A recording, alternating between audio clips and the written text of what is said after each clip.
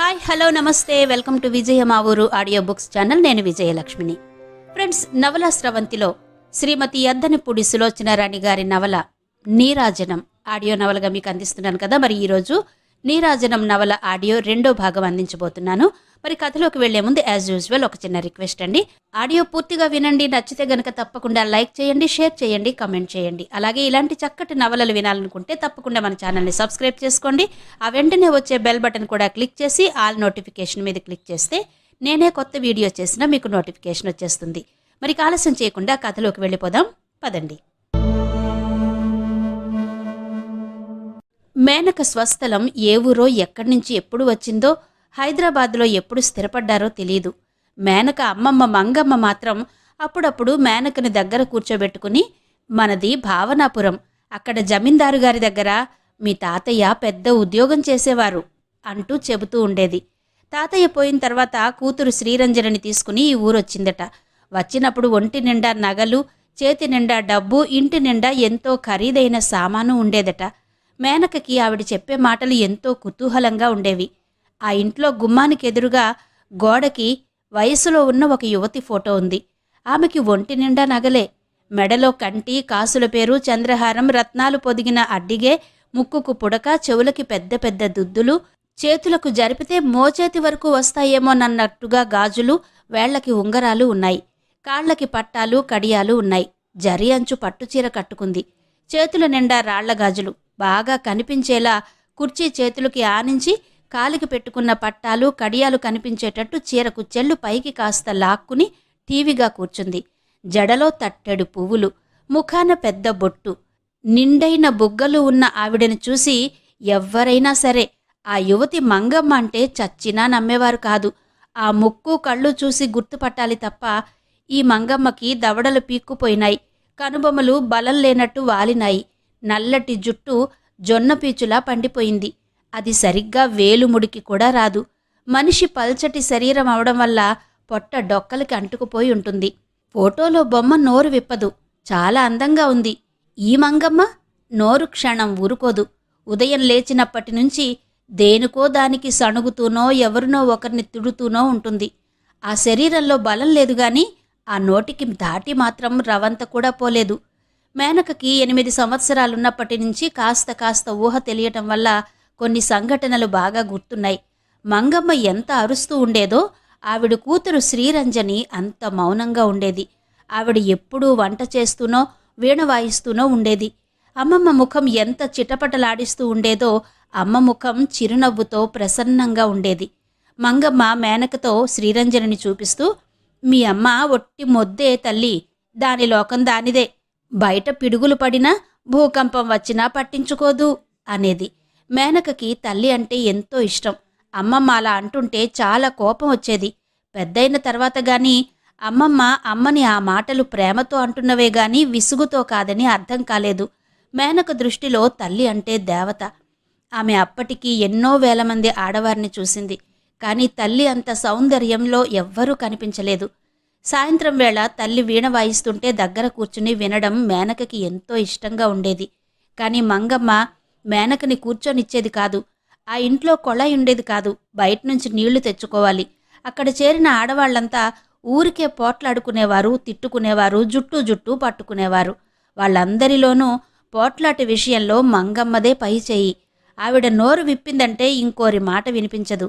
చేయి విసిరిందంటే ఎదుటివాళ్లు ఆమడ దూరాన వెళ్లి పడాల్సిందే. మంగమ్మ బిందె పుచ్చుకుని నీళ్లకెళుతూ మేనకని కూడా సాయం తీసుకుని వెళ్లేది. ఇద్దరూ కలిసి నీళ్లు తెచ్చి ఇంటిలో తొట్టెల నిండా, గిన్నెల నిండా నింపేవారు. మేనక బిందె పట్టుకుని బయటకు వెళ్ళినప్పుడు పంపు దగ్గర ఆడవాళ్ల పోట్లాటలు, తిట్లు వింటూ ఇంటిలోకి అడుగు పెట్టగానే తల్లి వీణా వాయిద్యం విని తన్మయత్వం చెందుతూ నీళ్లు మోసేది. మాధవి మేనక కంటే సంవత్సరన్నర చిన్నది అయినా అస్సలు పనిచేసేది కాదు. ఎప్పుడూ తల్లి దగ్గరే ఉండేది. దానిదంతా నాజూకు వ్యవహారం. అది నాజూకుగా ఉండడం వల్ల తల్లి ఏ పని చెయ్యనిచ్చేది కాదు. పైపెచ్చు వీణ నేర్పేది. కాస్త సమయం దొరికితే చాలు వీణ పుచ్చుకుని టింగు టింగు మనిపిస్తూ కూర్చుండేది. మేనకకి చెప్పలేనంత అసూయ కలిగేది. తల్లి తనకు కూడా సంగీతం నేర్పాలని చూసింది. కానీ గొంతు బాగాలేదు. అపశృతులు పలికేవి. తల్లి మాటిమాటికి తప్పు పాడుతున్నావు అంటుండడంతో తల్లి చెప్పిన స్థాయిలో తన గొంతు పలకకపోవడంతో మేనకకి సంగీతం మీద ఇష్టం పోయింది. మాధవి గొంతు బావుండేది. శ్రీరంజని చిన్న కూతురంటే పిసరంత ఎక్కువ ఇష్టం చూపించేది.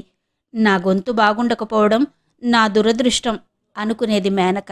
మంగమ్మ మాధవికి ఏదైనా పని పురమాయిస్తే శ్రీరంజని వెంటనే, అబ్బా అమ్మా, మాధవిని వీణ వాయించుకొని ఆ పని నేను చేస్తానులే అనేది. బాగుందమ్మా వరస, వీణ పుచ్చుకుని కూర్చుంటే జీవితాలు తెల్లారతాయా?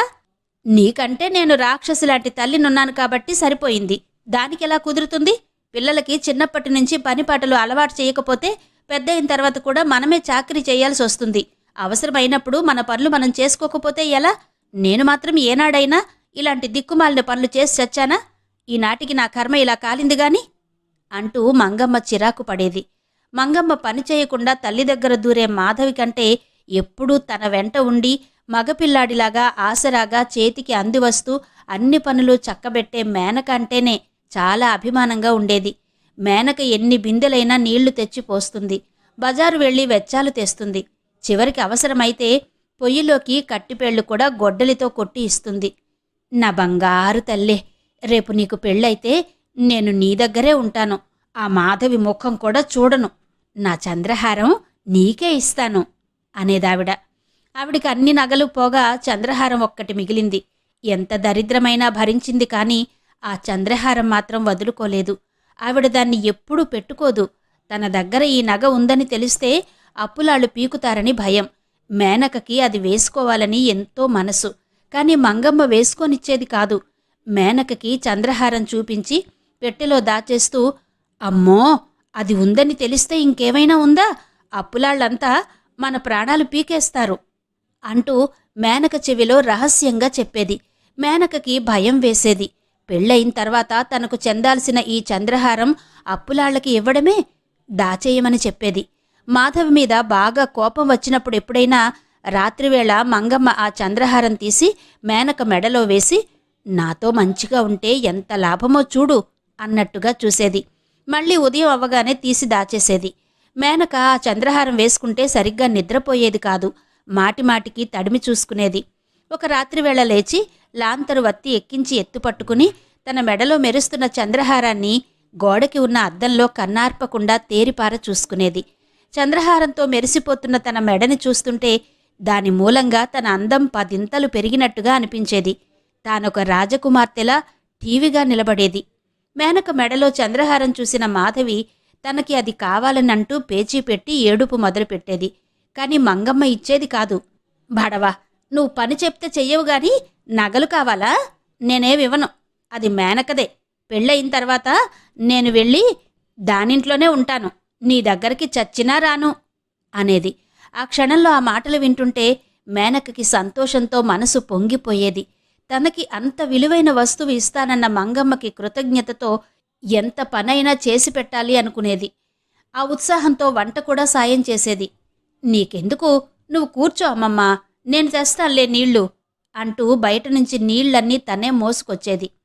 ఇల్లు ఊడుస్తున్నప్పుడు, ఆరిన బట్టలు తెచ్చి మడత పెడుతున్నప్పుడు తను ఎంత త్వరగా పెద్దయి పెళ్లి చేసుకుంటానా, ఆ చంద్రహారం ధరించి తిరగవచ్చునా అని ఆలోచించేది మేనక. మేనక చిన్నప్పటి నుంచి తల్లిని అమ్మ అనడానికి బదులు అమ్మీ అని పిలిచేది. పెద్దయిన తర్వాత కూడా మంగమ్మ ఎంత కేకలేసినా ఆ అలవాటు మాత్రం పోనేలేదు. శ్రీరంజని కూతుర్ని దగ్గరకు తీసుకుని చెంపలు నిమురుతూ, నువ్వు అలాగే పిలు, నాకదే బాగుంది అంది. ఎందుకని? ఎందుకంటే నువ్వలా పిలుస్తుంటే చిన్నపిల్లలా అనిపిస్తావు. అమ్మా అని పిలిస్తే నా చిన్నారి మిన్నులా ఉండవు, ఎవరో అమ్మాయిలా అనిపిస్తావు అనేదావిడ. ఆ క్షణం నుంచి అమ్మీ అన్న మాటని అమ్మా అని సరిదిద్దుకోవాలని మేనక ఎప్పుడూ ప్రయత్నించలేదు. మేనకని తల్లి, అమ్మమ్మ, మిన్ను అని పిలిచేవారు. అదే పిలుపు ఆ వాడంతా అలవాటైపోయింది. వీధిలోకి నీళ్లకు వెళ్ళినప్పుడు సాటి పిల్లలు మేనకని మేనక, మేక, అమ్మమ్మ తోక, మిన్ను, మన్ను, మట్టి సుద్దా అని ఏడిపించేవాళ్ళు. ఎవరైనా ఏడిపిస్తే మేనకకి ఏం భయం లేదు. వాళ్ళని ఎదురు వెక్కిరించి వారి ముఖాలు మాడిపోయేలా చేసేది. కొట్లాట వచ్చినా అంతే. చిన్నప్పటి నుంచి అమ్మమ్మ గారాల పట్టి అయిన మేనక పోట్లాటల్లో అమ్మమ్మ చేసే ప్రయోగాలు, మెలకువలు అన్నీ నేర్చేసుకుంది. ఎదుటివారి జుట్టు పట్టుకుని వంచడంలో మేనకకి సాటి ఎవ్వరూ లేరు. వాళ్ళని గిచ్చడం రక్కడం మేనకకి వెన్నతో పెట్టిన విద్య. వీధిలోకి వెళ్ళినప్పుడు పిల్లలు కొట్లాటకి వస్తే మేనక వాళ్ల మీద ఆడపులిలా పడి చితకబాది వస్తే వాళ్ళు పిల్లల్ని వెంటబెట్టుకుని మేనక చేసిన అఘాయిత్యం చెప్పడానికొస్తే మంగమ్మ వారికి సర్ది చెప్పే బదులు, మీ పిల్లల్ని మీరు ముందు అదుపులో పెట్టుకోండి, మా పిల్ల జోలికి వచ్చారంటే అంతే శాస్తి జరుగుతుంది అంటూ ఎదురు గయ్యిన పోట్లాడేది. శ్రీరంజనికి తల్లి అలా వాళ్లతో పోట్లాడుతుంటే ప్రాణం చచ్చిపోయినట్టుగా ఉండేది. యువతలకి పిలిచి మేనక చెవులు మెలిపెడుతూ, వీధిలో వాళ్లతో అట్లా పోట్లాటలు తెస్తావా నువ్వు అని దండించబోతుంటే మంగమ్మ వచ్చి మేనకని విడిపించి తన దగ్గరకు లాక్కునేది. తెస్తే తెచ్చింది, అసలు నా బంగారు తల్లిని వాళ్ళు మేక అమ్మమ్మ తోక అని ఎందుకనాలి? మన్ను మట్టి సుద్ద అంటే ఒళ్ళు మండదా? అందుకే అలా రక్కింది. అలా చేస్తేనే భయం ఉంటుంది. ఇంకోసారి మన జోలికి రారు. ఆవిడ మేనక బుగ్గలు పుణికి ముద్దు పెట్టుకుంటూ, నా పేరు నిలిపావమ్మా, మంగమ్మ మనవరాలను అనిపించావు అంటూ పొగిడేది. అమ్మా, అట్లాగే నా వెనకేసుకొచ్చేది? ఇక దానికి భయం అనేది ఉంటుందా? దాన్ని నువ్వు బాగా పాడు చేస్తున్నావు అనేది శ్రీరంజని. పాడు చేస్తున్నానా? లోకజ్ఞానం నేర్పుతున్నానే. నాకు తెలుసుగా, ఈ లోకం మనం తలవంచుకుని మర్యాదగా వచ్చేస్తే వెనక నుంచి నానా కూతలు కూస్తుంది. మంచితనం చేతకానితనంగా పిరికితనంగా చూస్తుంది. ఎదురు తిరిగామా తోక జాడిస్తుంది. నీకేం తెలిసే? ఇంట్లో నుంచి బయటకు రావు. అలా బయటకు వెళ్ళి ఆ పంపు దగ్గర నుంచి ఒక్క బిందెడు నీళ్లు తీసుకురా, తెలుస్తుంది. లోకం ఎదుట నిలవాలి అంటే ఎంత నోరుండాలో. అక్కడ నీతులు వల్లిస్తూ కూర్చుంటే పని జరగదే. నోరుండాలే, నోరు అనేదావిడ. ఏమో బాబు, నాకు తెలీదు అనేది శ్రీరంజని. పెద్ద కూతురు మేనక తల్లి అజమాయిషిలో మరీ నోరు గలది అయిపోతుందే అని ఆవిడ బెంగ. తన అదృష్టం ఇలా అయింది. దానికైనా మంచివాడిని చూసి పెళ్లి చెయ్యొద్దు. ఇలాంటి గడసరి పిల్లలంటే ఎవరు చేసుకుంటారు? అమ్మ ఇదంతా ఆలోచిస్తే కదా. మాధవిని అక్క పద్ధతులు నేర్చుకోవద్దని బోధించేది. మాధవి కూడా శ్రీరంజనిలా మితభాషి. మేనకని దగ్గరకు తీసి చంద్రహారం దానికే ఇస్తాను అనే అమ్మమ్మంటే మాధవికి ఇష్టం లేదు. తల్లిని అంటిపెట్టుకుని తిరిగేది. అక్క చూస్తుండగా గర్వంగా వీణమెట్లు నొక్కుతూ గొంతెత్తి పాడేది. వీధిలో అమ్మమ్మ మేనక ఎవరెవరితో ఎట్లా పోట్లాడేది గూఢచారిలా కనిపెట్టి తీసుకొచ్చి అమ్మకి వార్తలందించేది. ఆ వీధిలో తోటి పిల్లలంతా స్కూళ్లకు వెళుతూ ఆటపాటలతో కాలం గడుపుతూ ఉంటే మేనక నీళ్ల బిందెలు మోస్తూ వాకిళ్లు ఊడుస్తూ ఇల్లు తుడుస్తూ ఉండేది. పంపు దగ్గర నిలబడిన మేనక స్కూల్ నుంచొచ్చే పిల్లల్ని చూస్తూ అలాగే నిలబడేది. వాళ్ల డ్రెస్లు, పుస్తకాల బ్యాగ్లు ఎంత ముచ్చటగా ఉండేవో. తమకు డబ్బు లేదని, అందుకే స్కూలుకి వెళ్లడానికి వీలు లేకపోయిందని అమ్మమ్మ చెప్పేది. మేనక చిన్నారి మనసుకు అర్థమైంది. డబ్బు కావాలంటే ఏం చెయ్యాలో తెలీదా? చదువుకుంటే పెద్దయ్యి సంపాదించవచ్చని తల్లి చెప్పేది. రాత్రివేళ తల్లి చదువు నేర్పేది. మేనకకి లెక్కలు బాగా వచ్చేవి. ఇచ్చిన పాఠం అప్పచెప్పగానే చూచివ్రాత నీట్గా వ్రాసి చూపించగానే శ్రీరంజని మేనకని దగ్గరకు లాక్కుని గుండెలకు హత్తుకుని నుదుటి మీద గట్టిగా ముద్దు పెట్టుకునేది. ఆ ప్రేమ స్పర్శకి మేనక మనసు చిత్రంగా పులకించేది. ఆ ముఖం ఆనందంతో అమాయకపు పువ్వులా వికసించేది. మేనక స్వతహాగా చాలా మంచిది, అమ్మ చెడగొడుతోంది నిట్టూరుస్తూ అనుకునేది శ్రీరంజని. మేనక తిండి పుష్టి కలది, సరైన పోషణ లేక పైనుంచి ఇంటి చాకరితో కాళ్ళు చేతులు సన్నగా ఉన్నాయి. శ్రీరంజని కళ్లలో నీళ్లు తిరిగాయి. ఈ ప్రపంచంలో తనంత పనికి మాలిన తల్లి ఎవరూ ఉండరేమో. తల్లి తృప్తి కోసం మాధవి కంటే బాగా చదవాలని మేనక తాపత్రయపడేది. మేనకకి తరచుగా చిత్రమైన కల వచ్చేది. బిందె పంపు కింద పెట్టి నిలబడితే పంపులో నుంచి నీళ్లు బదులు డబ్బు పడుతున్నట్టుగా. ఆశ్చర్యపోయేది. ఆ బిందె నిండగానే పంపు ఆగిపోయేది. ఇంకా నీళ్లకి చాలామంది వస్తున్నారు, వాళ్ళు ఈ డబ్బులో మాకు భాగం ఉందంటారేమోనని భయం. గబగబాది ఎత్తుకుని పారిపోయి వచ్చేది. ఆ డబ్బు బిందె తీసుకువచ్చి సరాసరి దేవుడు ముందు పెట్టి దండం పెట్టేది. కలలో అంత డబ్బు చూసిన మేనకకి ఉదయం లేవగానే సంబరంగా అనిపించేది. అమ్మమ్మకి ఈ కల గురించి చెబితే, నా బంగారు తల్లికి జమీందారు లాంటి మొగుడొస్తాడు అంటూ మెటుకలు విరిచేదమ్మమ్మ. మేనక ఇరుగు పొరుగు పిల్లలతో కలిసేది కాదు. ఆ వీధిలో మిగతా కుటుంబాలన్నీ కలివిడిగా ఉండేవి. పండగలకి, పుట్టినరోజులకి, చావులకి, శ్రాద్ధాలకి ఒకరి ఇంటికి ఒకరు వస్తూ పోతూ ఉండేవారు. తమ కుటుంబం వెలివేసినట్టుగా ఒంటరిగా ఉండేది. ఎందుకోగాని వీధిని పోయే ప్రతి వాళ్ళు అదో రకంగా ఈ ఇంటివైపు చూస్తూ వెళ్లేవారు. అమ్మమ్మకి వీధిలో వారితో పోట్లాడటం మినహా వేరే మాటలే ఉండేవి కాదు. అమ్మి అసలు గుమ్మం దాటి బయటకొచ్చేది కాదు. అయినా సరే అందరూ ఆ ఇంటిని అదోలా ఒక విచిత్రాన్ని చూసినట్టుగా చూసి వెళ్లేవారు. మేనకకి పెద్దయిన తర్వాత గాని ఆ చూపుల అర్థం తెలియలేదు. మంగమ్మ మేనకకి ఎప్పుడూ బాగా వదులుగా ఉండే గౌనులు, దళసరి బట్ట చూసి కుట్టించేది. ఎదిగే పిల్ల, ఊరికే బిగుతవుతాయి అనేది. అవి రంగు వెలిసేవి కాని ఒక పట్టాన చిరిగేవి కాదు. మేనక ఎదిగినా పొడుగు సాగేది, కాని గౌనులు పట్టనంత లావుగా ఎప్పుడూ కాలేదు. వదులుగా ఉన్న గౌన్లు మాటిమాటికి జబ్బలపైకి తోసుకుంటూ మగపిల్లాడిలా నడుస్తూ ఉండేది. మేనక లావవుతుందని మంగమ్మ పడిన జాగ్రత్త ఎందుకూ పనికి వచ్చేది కాదు. మేనక లావు కాకపోయినా పొడుగు ఎదగడం వల్ల అవి పొట్టి అయిపోయేవి. మోకాళ్లు దిగిపోయిన గౌనో లేక మోకాళ్ల మీదకి బాగా పాకిపోయిన గౌనో తప్ప మేనకకి ఒంటికి అతికినట్టుగా ఎప్పుడూ బట్టలుండేవి కాదు. మేనకకి బాగా గుర్తు. ఆ రోజు సాయంత్రం చీకటి పడుతున్న వేళ అమ్మమ్మ మేనకని పిలిచి కోమటింటికి వెళ్ళి 1/2 కిలో శనగపిండి, 1/2 కిలో ఉల్లిపాయలు పట్టుకురా అంది.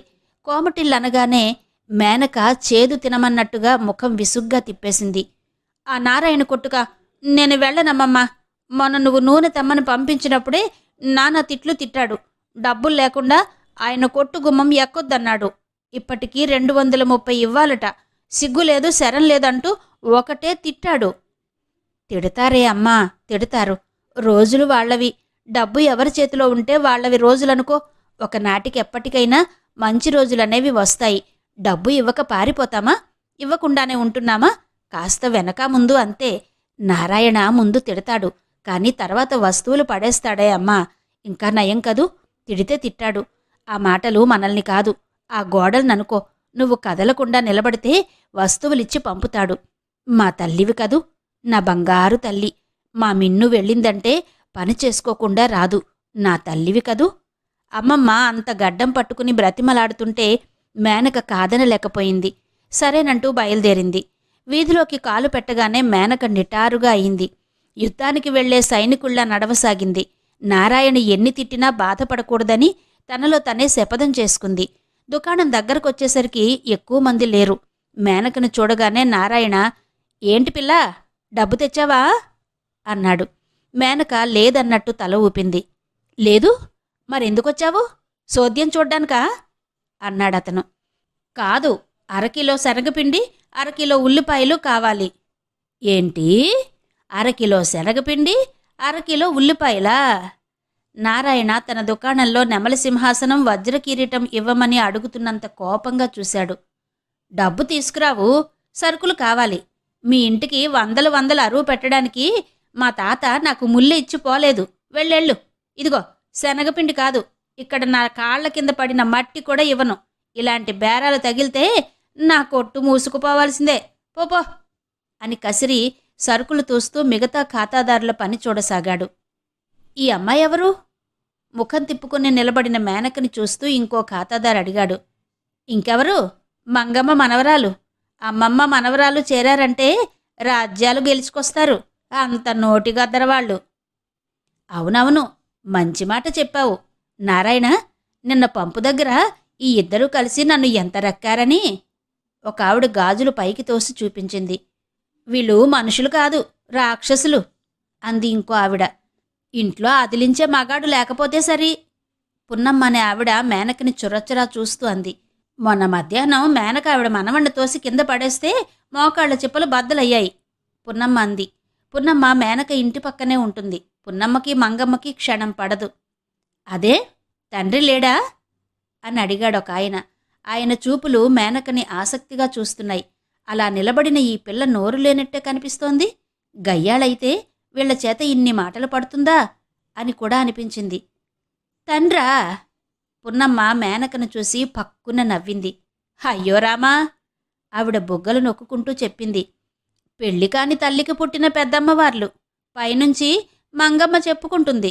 ఫణిభూషణ్ రావు మా అమ్మాయిని గుళ్ళో పెళ్లి చేసుకున్నాడు అంటుంది. పెళ్ళి లేదు, పెటాకులు లేదు. పెళ్లి చేసుకున్నవాడైతే పగలింటికి ఎందుకు రాడు? పిల్లల్ని ఎందుకు చూసుకోడు? మంగమ్మ సామాన్యురాలా ఏంటి? కూతురికి నెల తప్పగానే కడుపు పోవడానికి మందు మింగించింది.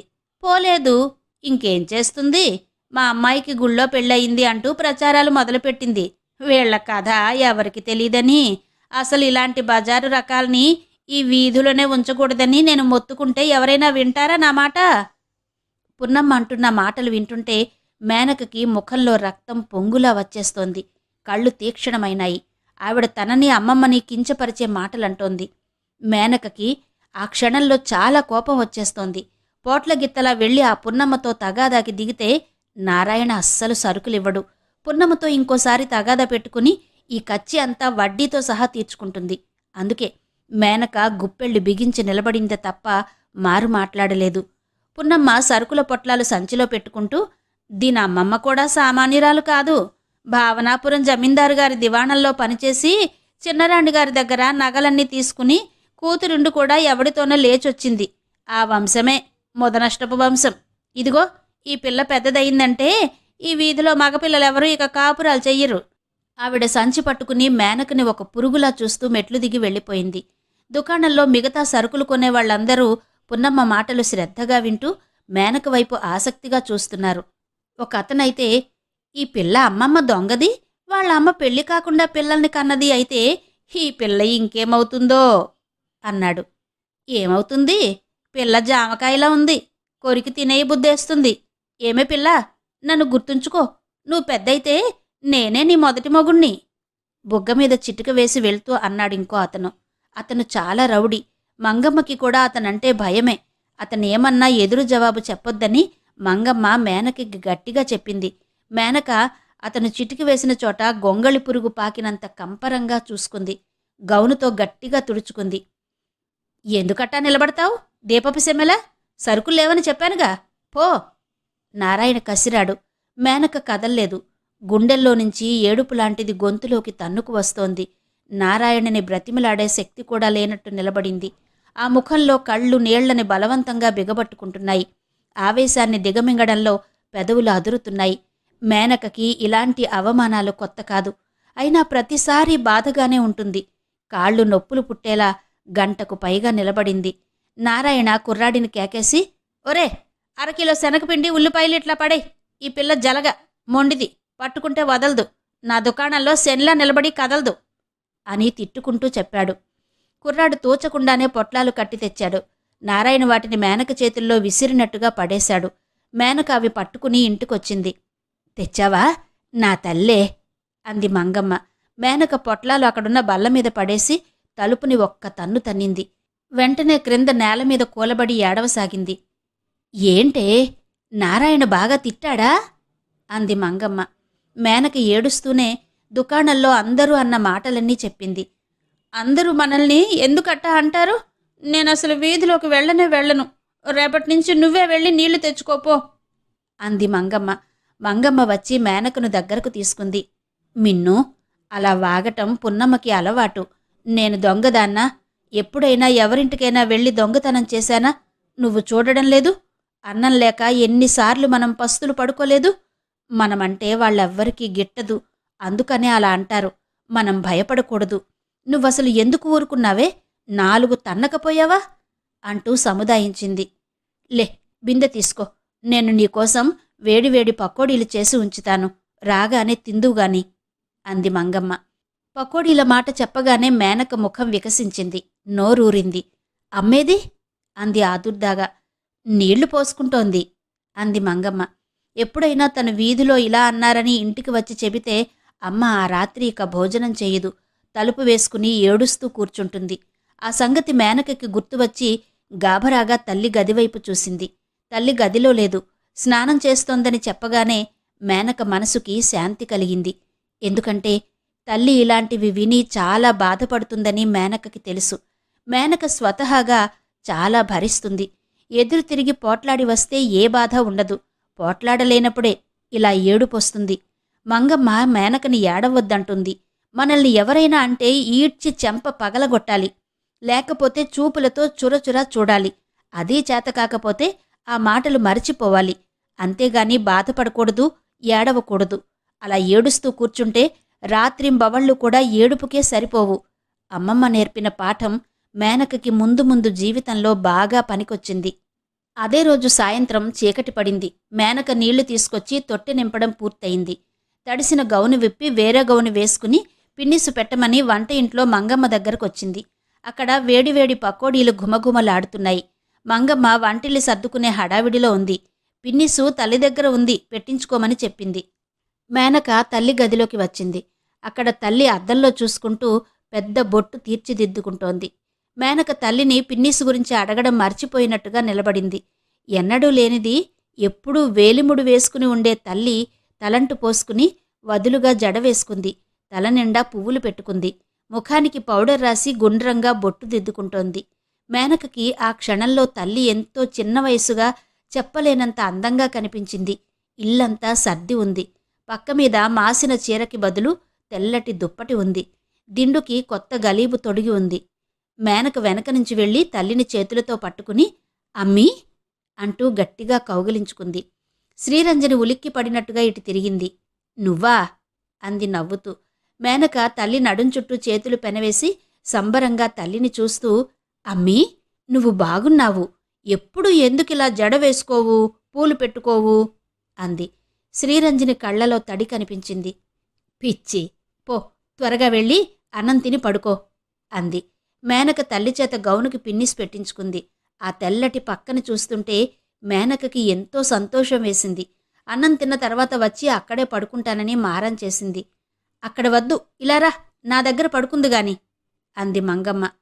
ఛీ, ఆ పాడు బొంత, నాకేం వద్దు, నేను అమ్మ దగ్గరే పడుకుంటాను. చెబుతుంటే నీకు కాదు? నేనిక్కడ ఎందుకు పడుకోకూడదేంటి? మాధవి పడుకోవడం లేదు అంది. మాధవి కూడా పడుకోదు, సరేనా? మాధవి, పద, లే. మాధవి బిక్కముఖం వేసింది. అక్కవైపు చురచురా చూసింది.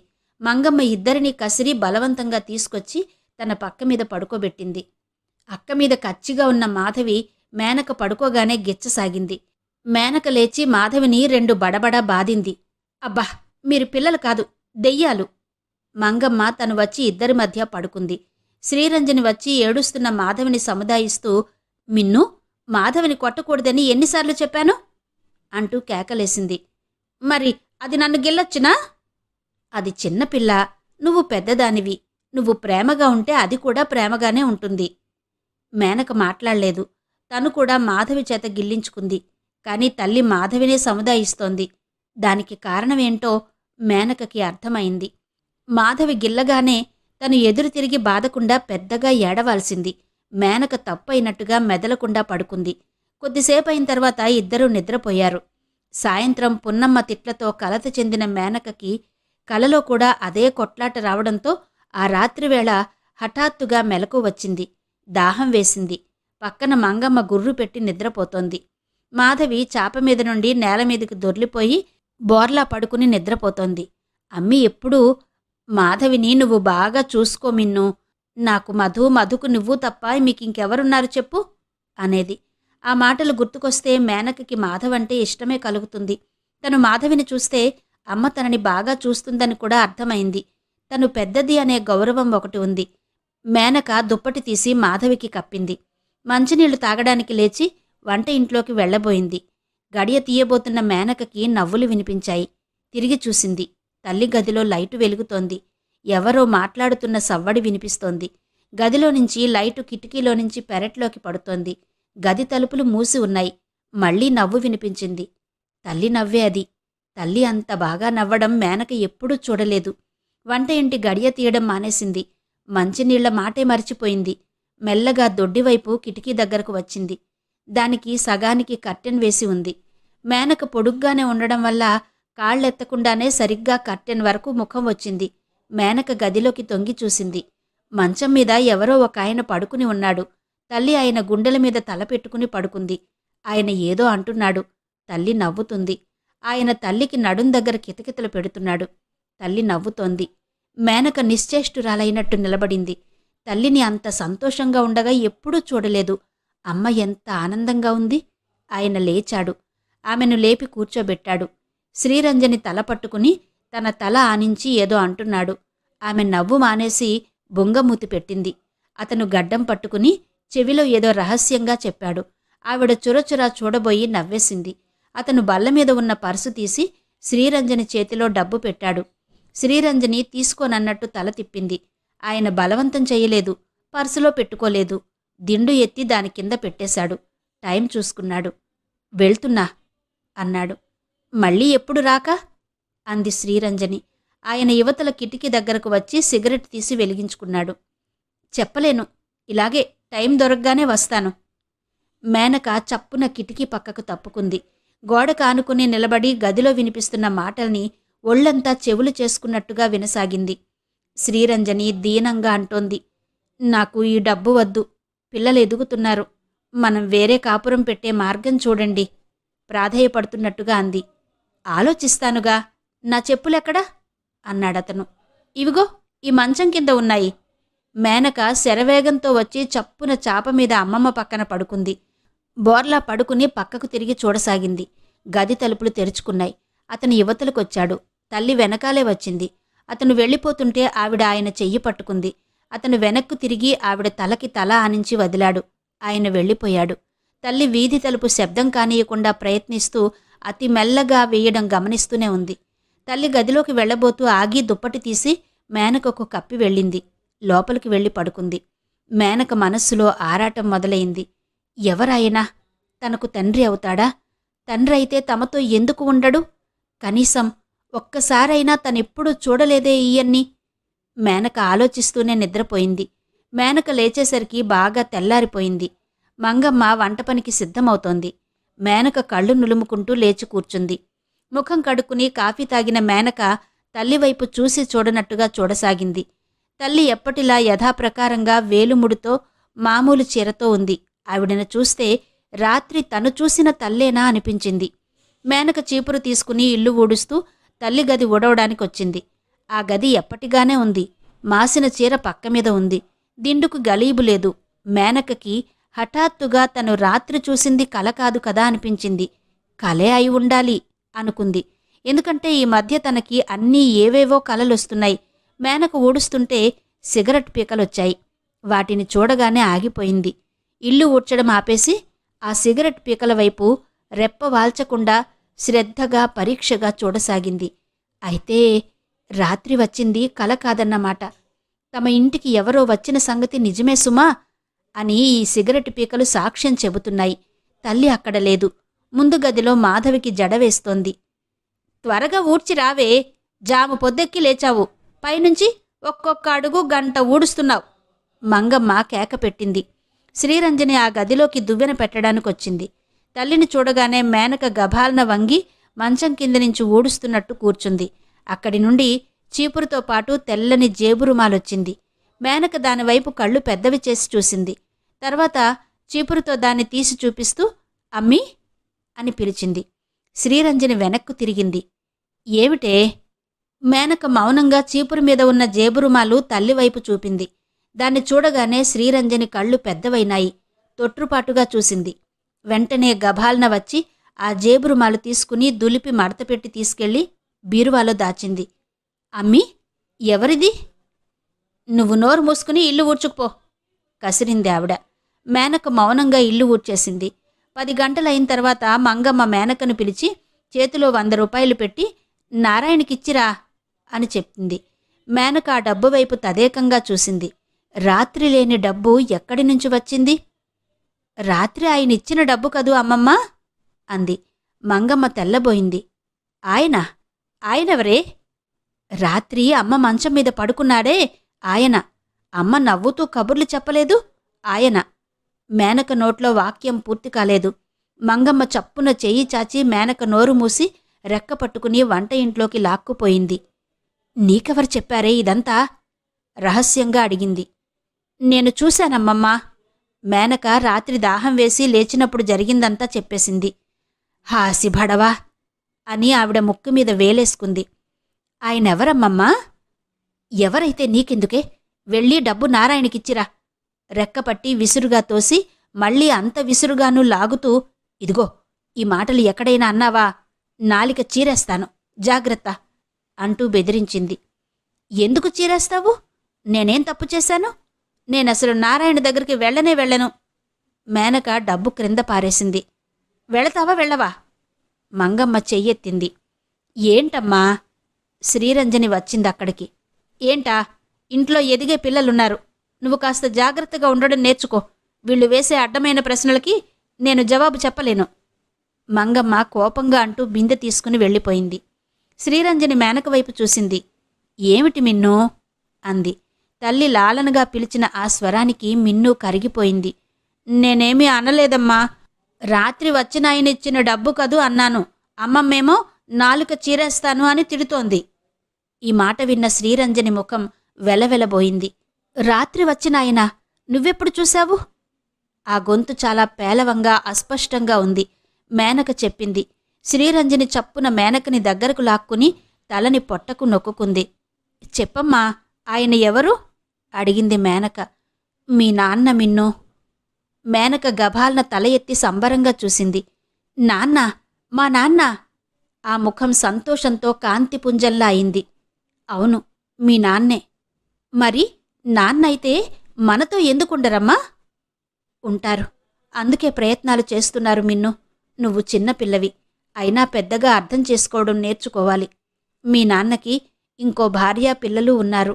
ఆవిడికి మనవంటే అస్సలు గిట్టదు. అందుకని ఆయన మన దగ్గరికి రాలేరు. నాన్న వాళ్ళని వదిలేసి మనతోనే ఉండొచ్చుగా? అమాయకంగా అడిగింది. శ్రీరంజని క్షణంసేపు జవాబు చెప్పలేనట్టుగా చూసింది. తర్వాత మిన్ను తలని మళ్లీ పొట్టలోకి నొక్కుంది. చెప్పానుగా, దానికోసమే ఆయన ప్రయత్నిస్తున్నారు. ఆయన మనతో వచ్చి ఉంటే మనం ఈ ఇల్లు మారి వేరే చోటుకి వెళ్ళిపోతాం. నువ్వు, మధు అందరిలా స్కూలుకెళ్ళి చదువుకోవచ్చు. నాన్న చెప్పారా అమ్మీ అట్లా? ఎంతో ఆనందంగా అడిగింది మేనక. అవును తల్లి, మన కష్టాలు గట్టెక్కే రోజు కోసం చూస్తున్నాను నేను అంది శ్రీరంజని. మా తల్లివి కదూ, వెళ్ళి నారాయణకి డబ్బులిచ్చిరా. ఇంతలో మంగమ్మ లోపలికొచ్చింది. మేనక ఇంకేం అడగలేదు. కింద పడేసిన డబ్బు తీసుకుంది. దాన్ని పదిలంగా పట్టుకుని నారాయణ దుకాణం వైపు పరిగెత్తింది.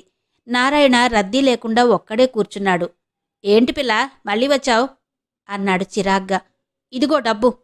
మేనక 100 రూపాయలిస్తుంటే నారాయణ ఆశ్చర్యపోయాడు. హెట్టెట్టా, రాత్రి లేని డబ్బు తెల్లారేసరికి ఎట్లా వచ్చిందో? మీ దొడ్లో కాకి తెచ్చి పడేసిందా? కుతూహలంగా అన్నాడు నారాయణ. కాకి కాదు, మా నాన్న వచ్చి ఇచ్చాడు. మేనక సగర్వంగా అంది. మీ నాన్న? అతను విచిత్రంగా చూశాడు. అవును, మీ నాన్న. అతను విరగబడి నవ్వాడు. భలే నాన్నలే. మీ నాన్న ఏమైనా దెయ్యమా ఏంటి? రాత్రి వచ్చి తెల్లారేటప్పటికి మాయం కావడానికి? నా అన్నట, నా అన్న. ఇంకా ఇంకా నవ్వసాగాడు నారాయణ. మేనకు వెనక్కు తిరిగొచ్చేసింది. నారాయణ మాటలు మేనకకు బాధనిపించలేదు. తిరిగి వచ్చేటప్పుడు స్కూలుకి పరుగెత్తుతున్న పిల్లల్ని అలాగే తదేకంగా చూడసాగింది. వాళ్లని చూస్తుంటే మేనక పెదవులు ఆనందంతో విచ్చుకున్నాయి. నాన్న వస్తాడు, నేను మాధవి కూడా ఇలాగే స్కూలుకు వెళతాం. ఎంచక్కా అలాగే డ్రెస్ చేసుకుని అలాగే బ్యాగులు పట్టుకుని వెళ్తాం అనుకుంది మేనక.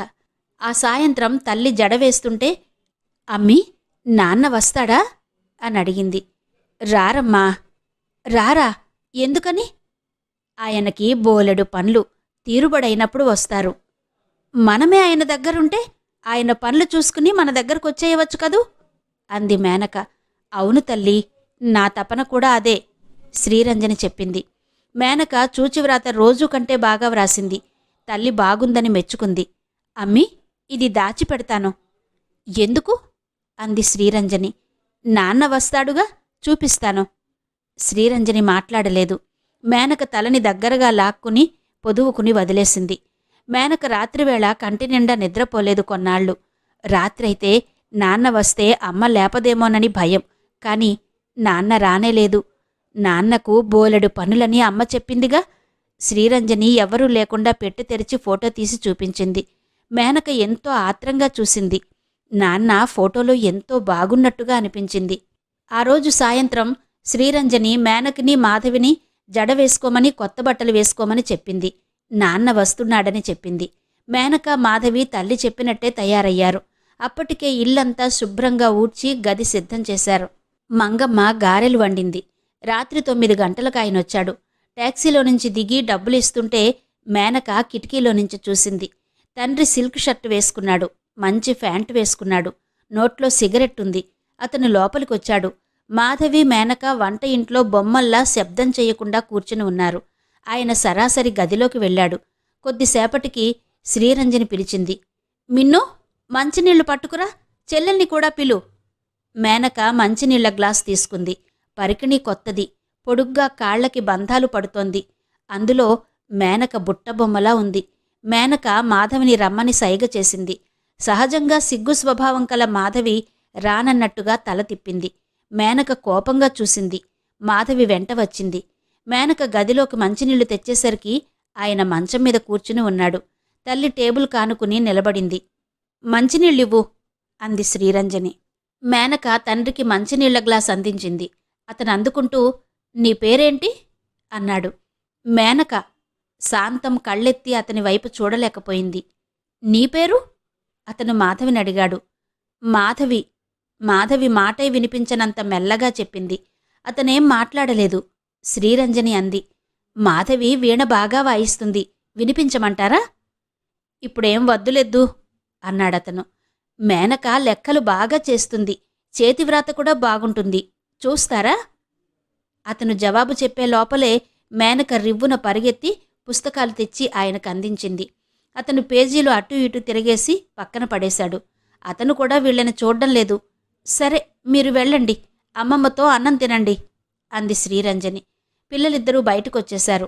మాధవి గదిలో నుంచి వెళితే చాలు అన్నట్టుగా పరిగెత్తేసింది. మేనక మెల్లగా ఆ గదిలో నుంచి వెళ్లడం ఏమాత్రం ఇష్టం లేని దానిలా వచ్చింది. మేనకకి అన్నం సహించటం లేదు. మాటిమాటికి ఆ గది తలుపు వైపే చూడసాగింది. తల్లి ఆయనకి భోజనం పెడుతోంది. అతను తింటుంటే గారెలు వేసుకోమని కొసరి కొసరి వడ్డిస్తోంది. మేనకకి తను కూడా అక్కడ తండ్రితో పాటే కలిసి పక్కన కూర్చుని భోజనం చేయాలనిపించింది ఎంతగానో. కాని ఆ కోరిక ఎలా తెలియచెప్పాలో తెలియలేదు. తండ్రి తనని మళ్లీ పిలుస్తాడని ఎంతో ఆశపడింది.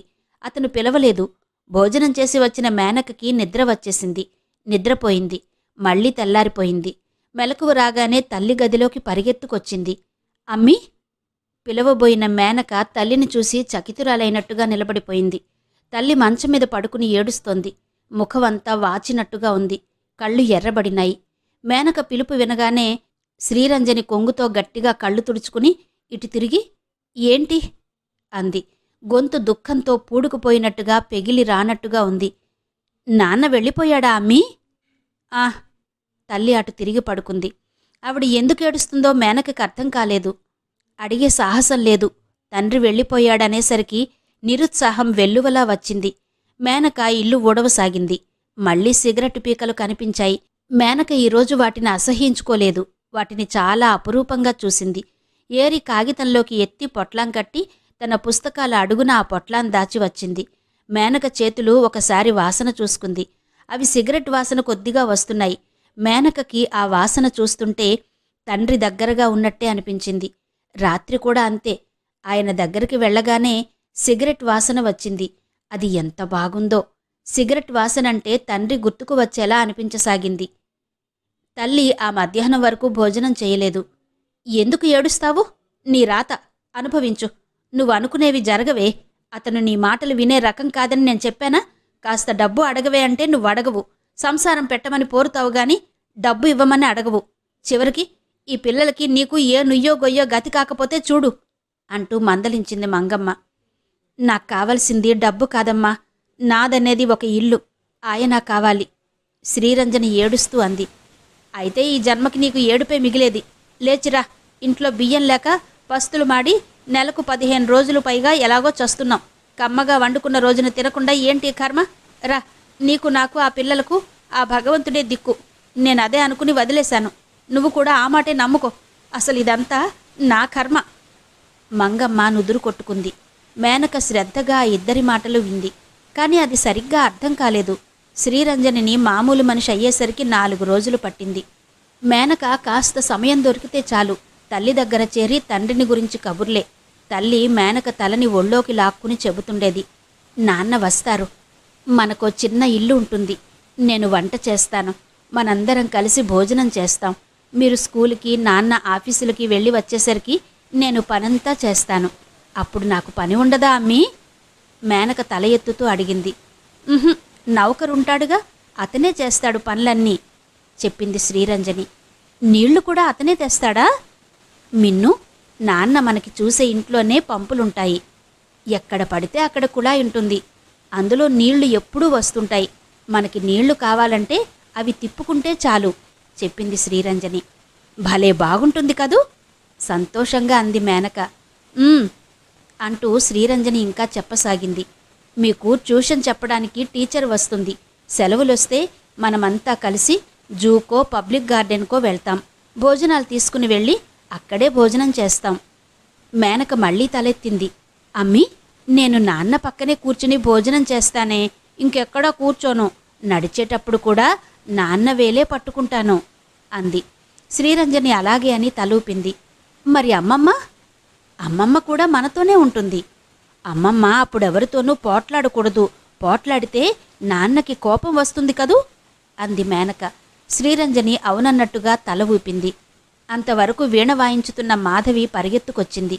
శ్రీరంజని మాధవిని రెండో వైపు లాక్కుంది. మాధవి వీణ బాగా నేర్చుకుని పాట కచేరీలు చేస్తుంది. అప్పుడు నాకు చాలా పేరొస్తుంది. మాధవిని అందరూ మెచ్చుకుని దండలు వేస్తారు. అప్పుడు మాధవి ఆ దండలు తెచ్చి నాకిచ్చి నమస్కారం చేసి నా భుజాలు పట్టుకుని మా అమ్మ అంటూ అందరికీ చూపిస్తుంది. నాన్నకి ఎంతో గర్వం కలుగుతుంది చెబుతోంది శ్రీరంజని. మరి నేనో? బిక్కముఖం వేసింది మేనక. నువ్వు బాగా చదువుతావు. కాలేజీకి వెళ్ళి చదివి మంచి ఉద్యోగం చేస్తావు. బోలెడంత డబ్బు సంపాదిస్తావు. అప్పుడు నాన్నకు నువ్వంటే ప్రాణం అనిపిస్తుంది. మా అమ్మాయి మేనక అని అందరికీ చెప్పుకుంటారాయన. నువ్వు కూడా మా అమ్మా నాన్న అంటూ అందరికీ మమ్మల్ని చూపిస్తావు చెప్తోంది శ్రీరంజని. వెంటనే మేనక హృదయం ఆనందసాగరమైంది. నిజమమ్మీ, నిజం తల్లిని కౌగలించుకుంటూ అంది మేనక. ఇంతవరకు శ్రీమతి యద్దనపూడి సులోచనారాణి గారి నీరాజనం నవల ఆడియో రెండో భాగం విన్నారు కదా. మిగిలిన కథ తర్వాతి భాగాల్లో వినిపిస్తాను. మరంతవరకు ఈ ఆడియో మీద మీ కమెంట్స్ కోసం ఎదురుచూస్తూ మా ఊరు విజయలక్ష్మి.